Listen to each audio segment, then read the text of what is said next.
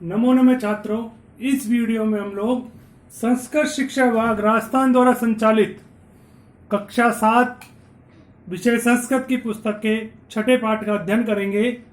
पाठ का नाम है साधेनु वरदास्तु में, कि साधेनु वह गाय वरदास्तु में मेरे लिए वरदान देवे, अर्थात मुझे सुख संपन्नता से पूर्ण करे। गाय की महिमा का इस पाठ में वर्णन किया गया है। भारतीय संस्कृति व समाज में गाय का स्थान उच्च है, पूजनीय है, माता के समान उसे भारतीय समाज में माना जाता है। इस पाठ में उकारांत स्त्रीलिंग धेनु शब्दों का प्रयोग किया गया है।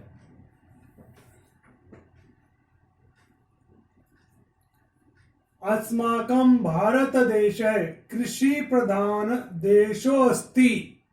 अस्माकं भारत देश है कृषि प्रधान, कृषकाणाम प्रधान है, कृषि बाहुल्यतः कार्य है, देशो अस्ति देश अस्ति।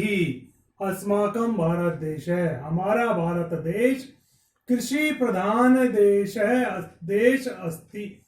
अस्माकं भारत देश है, हमारा भारत देश कृषि प्रधान, कृषि कार्य को करने में मुख्यतः अधिक लोग लगे हुए हैं ऐसा देश है, कि जिस देश में कृषि का कार्य अधिक होता है उसे कृषि प्रधान देश कहते हैं। भारतीय जना धेनो महत्वम सम्यक जानन्ति। भारतीय निवासिना धेनु महत्वम सम्यक सुष्ठु प्रकारेण सम्यक रूपेण जानन्ति। भारतीय जना भारत के लोग धेनो महत्वम गाय के महत्व को सम्यक अच्छी तरह जानते हैं। कृषकाणाम जीवनम इयम धेनु एव अस्ति। कृषकाणाम जीवनम इयम धेनु एव ही अस्ति वर्तते।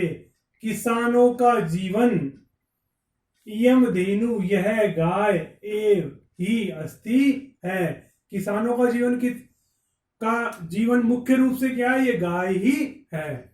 महर्षि वशिष्ठस्य समीपे एका धेनु आसीत। महर्षि महामुनि वशिष्ठस्य समीपे निकटे एका धेनु आसीत। महर्षि वशिष्ठस्य समीपे, महर्षि वशिष्ठ के पास, उनके आश्रम में एका धेनु एक गाय आसीत थी। तस्या नामे नंदनी आसीत। तस्य धेनुष्य नाम है, नाम नंदनी आसीत। तस्या नाम है, उसका नाम, किसका नाम? उस गाय का नाम। तस्या नाम है, उसका नाम नंदनी आसीत, नंदनी था। बच्चों आपको एक पिक्चर दिखाई दे रही है, फोटो दिखाई दे रही है, ये कामधेनु गाय के रूप में हम इसे मानते हैं। इसमें सारे देवताओं का निवास है। देखो पिक्चर में हमें दिखाया हुआ है कि कौन से देवता का निवास कहां पर है। ऐसी ही एक गाय महर्षि वशिष्ठ के पास थी, उनके आश्रम में थी। उसका नाम क्या था? नंदनी था। संतानहीन राजा दिलीप तस्या सेवाम करोत। संतानहीन, संतान रहित है, राजा दिलीप है, नृप दिलीप है, तस्या कश्या नंदनी सेवाम सेवा करोत। संतानहीन है, संतान रहित राजा दिलीप है, राजा दिलीप ने तस्या उसकी, किसकी? नंदनी की सेवाम सेवा करोत की थी। कि राजा दिलीप के कोई संतान नहीं थी और वो महर्षि वशिष्ठ के पास गए। तब महर्षि वशिष्ठ ने कहा कि राजन, मेरे आश्रम में एक गाय है, इसका नाम है नंदनी, आप उसकी सेवा कीजिए। वो बड़ी ही दिव्य गाय है, अगर आप उसकी सेवा करेंगे तो निश्चित रूप से आपको पुत्र रत्न की प्राप्ति होगी। सैनप तस्या सेवया वीर पुत्र में लभत। सैनप, उस राजा ने, तस्या सेवया, उसकी सेवा से, वीर पुत्रम, वीर पुत्र को, अलभत, प्राप्त किया। सैनप, उस राजा ने, किस राजा ने? राजा दिलीप ने। तस्या सेवया, उसकी सेवा से, किसकी सेवा से? नंदिनी गाय की सेवा से, वीर पुत्रम, वीर पुत्र को, अलभत, प्राप्त किया। तस्य पुत्रस्य नाम रघु आसीत। तस्य पुत्रस्य, उस पुत्र का नाम है, नाम रघु आसीत, रघु था। दिलीप के पुत्र का नाम क्या था? रघु, जिनके नाम पर रघुकुल पड़ा। जिनके नाम पर कुल का नाम क्या पड़ा? रघुकुल। रघुकुल रीत सदा चली आई, प्राण जाए पर वचन ना जाई। तो उस कुल का नाम क्या पड़ा? रघु के नाम पर रघुकुल, जिसमें आगे जाकर के राजा दशरथ, भगवान श्री राम ने जिस कुल में जन्म लिया। बच्चों, यहां पर अब आप एक पिक्चर देख रहे हैं जिसमें आप देख रहे हैं कि गाय को माता की तरह पूजा जा रहा है। लोगों के द्वारा किसकी तरह पूजा जा रहा है? माता की तरह पूजा जा रहा है। धेन में विविध वर्णा भवंती। धेन में धेनु, विविध वर्णा, विविध वर्णा भवंती।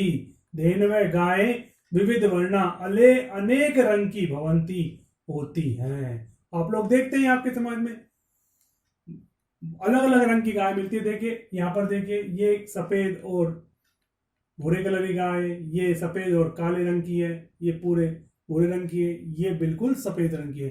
तो गाय अलग अलग रंग की होती है। धेन में विविध वर्णा भवंती, गाय अलग अलग रंग की होती हैं। ता सस्यम चरंती तृणानि च खादंती। ता वे कौन? गाय। सस्यम चरंती, शस्य धान को या हरी घास को, चरंती चरती है, तृणानी च, और घास को, खादंती खाती हैं। धेन व अमृतमयम दुग्धम यच्छन्ति। धेन व गाय अमृतमयम, अमृत के समान, दुग्धम, दूध को, यच्छन्ति, देती है। बच्चों, गाय का दूध अमृत के समान होता है। तभी आपने देखा होगा कि किसी भी दवाई के लिए, किसी कमजोर बच्चे के लिए हमेशा गाय के दूध को मांगा जाता है, या गाय का दूध उसे दिया जाता है। धेन व स्वभावेन सरला भवंती। धेन व गायें स्वभावेन, स्वभाव से, सरला भवंती, सरल होती हैं। कोई भी गाय पाल सकता है, गाय का कोई खर्चा भी नहीं है, और स्वभाव से बहुत सरल होती है। वो जैसा आप उसे खाने को देते हैं वो खा लेती है। मात्र इव देनव असमान पालयंती। मात्र इव, माता की तरह, मात्र इव, माता के समान, धेनव गायें, असमान, हम सबको, पालयंती, पालती है। जिस प्रकार धरती माता हमें, हमारा पालन करती है, उसी प्रकार गायें भी हमारा पालन करती है। गोपाला धेनुभ्य घासम भूसम च ददती। गोपाला, ग्वाले या गाय को पालने वाले, जो भी गाय को पालता है वो सब गोपाल कहलाते हैं। गाय को पालने वाले, धेनुभ्य, गायों के लिए, घासम भूसम च, घास और भूस, ददती, देते हैं। धेनो वत्सा वृषभा भवंती। धेनो वत्सा, गाय का बछड़ा, वृषभा, बैल, भवंती, होता है। वत्सा कोष्टेशु कुर्दंते। वत्सा, गाय का पुत्र, गाय का बछड़ा, कोष्टेशु, कोष्ट में, कूर्दंते, कूदते हैं। कि गाय जहां पर चरती है, जिस स्थान पर चरती है वहां पर उछल कूद करता है। बलिवर्दा क्षेत्राणि कृषंती भारम च वहंती। बलिवर्दा, बैल, गाय का बछड़ा बड़ा होकर क्या बनता है? बैल बनता है।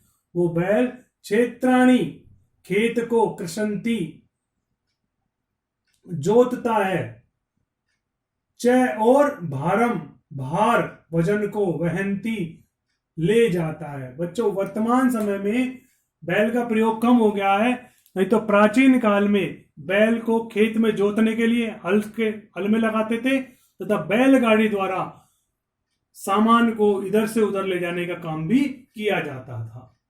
बालका वत्सेषु स्नह्यन्ति, बालका बालक, वत्सेषु गाय के छोटे बच्चों से, स्नह्यन्ति प्रेम करते हैं।